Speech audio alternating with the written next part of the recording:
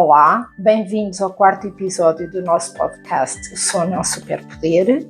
Hoje vamos dedicar este episódio a quem trabalha por turnos e que se vê perante a situação de quando a noite é dia.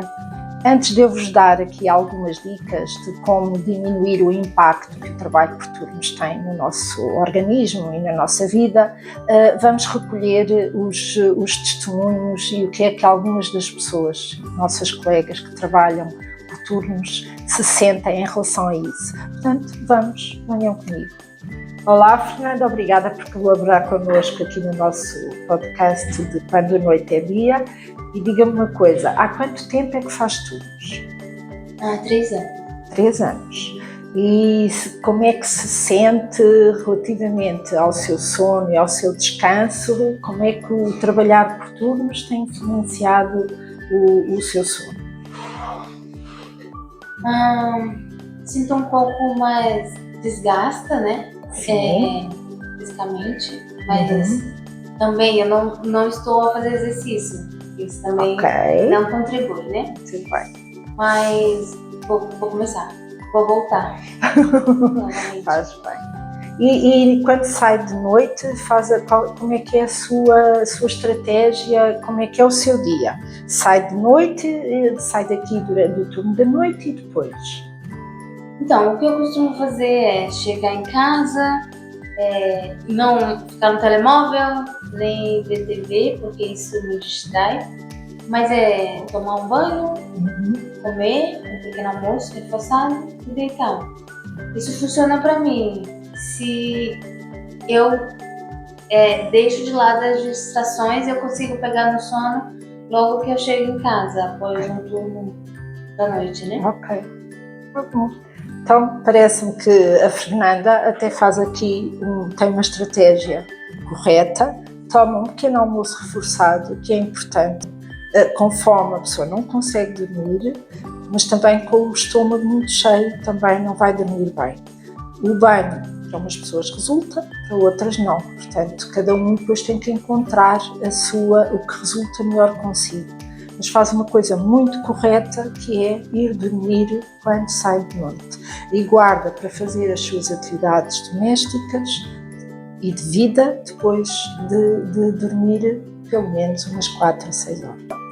Olá, Rita, obrigada por colaborares connosco neste testemunho para o nosso podcast que o sono é um superpoder.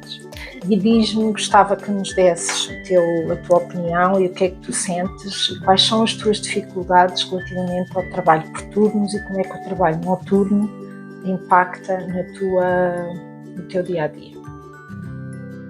Então, já agora sou enfermeira, Rita. Eu já experimentei, eu já trabalho praticamente há 9 anos e já experimentei os 2 métodos, trabalhar só em período diurno e a trabalhar por turnos. E portanto sei muito bem qual é a diferença. Primeiro porque a nossa vida muda completamente, as nossas rotinas. E então temos que gerir muito bem o nosso tempo e depois porque tanto o nosso corpo tanto dorme dia como dorme noite e para ele é muito estranho, é como se para ele nós estivéssemos sempre a mudar o horário, ou seja, é como se tivéssemos, é o que nós sentimos como se fôssemos fazer uma viagem em que houvesse mudança de hora e eu acho que os sintomas são mais ou menos parecidos e então temos de estar sempre a agir, só que quando nós fazemos uma viagem nós temos ali aquela quebra de horário, mas depois temos um X de dias sempre que aquele horário. Nós a fazer turnos tanto num dia dormimos dia, como no outro dia dormimos noite e o nosso corpo fica ali um bocado do género, é dia ou é de noite? Onde é que eu estou afinal? E então acho que ainda é mais desafiante para nós e graças a Deus eu tenho conseguido algumas estratégias que me têm ajudado muito e a nível familiar também tenho pessoas que compreendem essa parte, que eu acho que também é muito importante para quem trabalha por turnos, é ter um bom suporte familiar. Porque há pessoas que não percebem muito bem o que é trabalhar por turnos e acho que isso também ajuda um bocadinho, porque quando nós vamos para casa descansar, precisamos ter um ambiente muito idêntico ao que temos durante a noite e às vezes isso não é possível. Portanto, isso também é muito importante. A Rita falou aqui em 2 aspectos que são muito interessantes, que foi o de ser idêntico a uma viagem. Há de facto autores que dizem que uma noite perdida corresponde mais ou menos a um jet lag entre Londres e São Francisco. Ora, tendo em conta que muitos enfermeiros e auxiliares fazem noites no mínimo de 5 em 5 dias, portanto não têm 5 dias para recuperar o sono. Portanto, isto vai ter impacto no ciclo e na organização interna do organismo. Mas depois não é tudo mau. Nós podemos ter estratégias para minimizar esses efeitos. Essas estratégias são bastante importantes, é priorizarmos o sono, colocar o sono na nossa organização diária, na nossa distribuição do tempo pelas várias atividades que temos. E depois a Rita falou aqui noutro aspecto extremamente importante, que é o apoio familiar.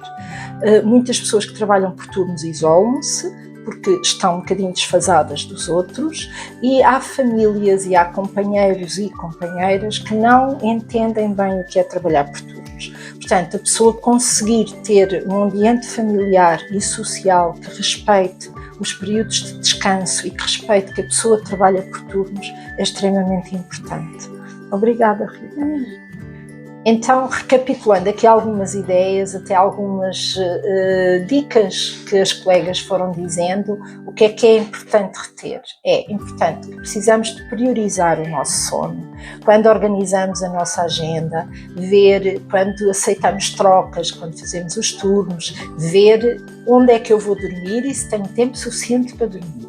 Isto, priorizar o sono é muito importante. Na saída de vela, mesmo num dia muito chuvoso em que não haja sol aberto, colocar óculos escuros, porque nós estarmos perante a luz do sol vai fazer com que fiquemos mais despertos.